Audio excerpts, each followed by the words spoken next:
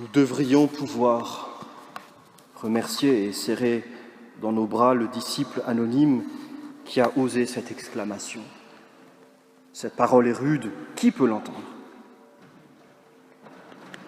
Jésus vient de délivrer son long enseignement à la synagogue de Capharnaüm. Nous l'avons suivi ces derniers dimanches dans ce que nous appelons le discours sur le pain de vie. Jésus se présente comme la vraie nourriture, comme celui qui donne sa chair à manger et offre son sang à boire pour avoir la vie. On comprend que de tels propos puissent choquer. Des contemporains de Jésus s'en émeuvent.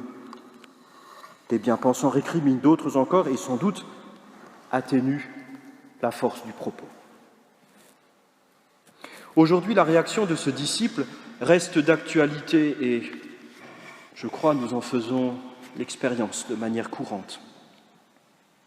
La parole de Jésus est rude. Nous nous demandons qui peut l'entendre. L'interrogation nous est tout d'abord posée à nous-mêmes. Recevons-nous la parole de Jésus, non comme une option, mais comme une nécessité? Certes, elle est rude, et il ne faut pas l'édulcorer par un commentaire lénifiant du genre « cette histoire de manger sa chair et boire son sang est à prendre au sens symbolique ». Quand nous nous avancerons tout à l'heure pour la communion, nous recevrons réellement son corps. Non pas une représentation, non pas un symbole. C'est son corps transfiguré, son corps ressuscité que nous recevrons. La parole du Christ doit nous heurter au sens où elle nous initie aux choses de Dieu.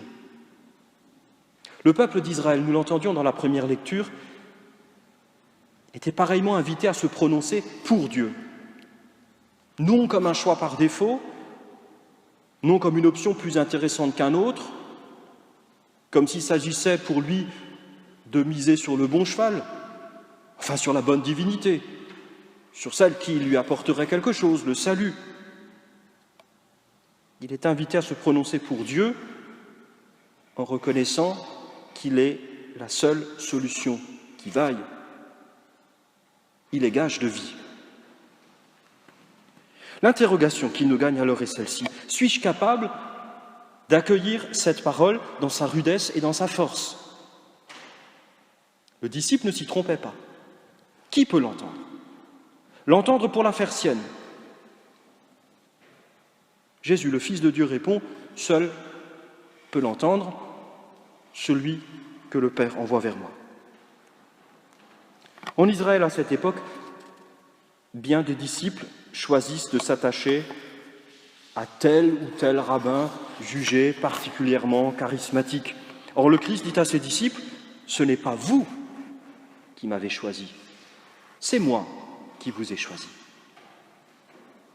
La réponse ne dépend donc pas d'abord de nos aptitudes personnelles, mais de la manière dont nous serons capables d'ouvrir notre cœur à un appel.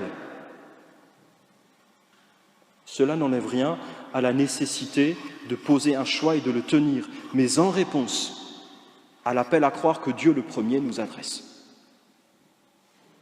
De même, dans le livre de Josué, le peuple d'Israël décide de servir le Seigneur en réponse à ce que le Seigneur a déjà accompli. C'est lui qui nous a libérés, c'est lui qui nous a protégés au désert. C'est aussi l'expérience spirituelle que le psaume ce soir nous invitait à faire. Goûtez et voyez comme est bon le Seigneur. Déjà dans l'Évangile, saint Jean le rapporte, certains croient et pas d'autres. Rien de neuf. Sans doute que ceux qui croient n'ont pas encore fait l'expérience décisive de la rencontre avec cette parole qui est vie.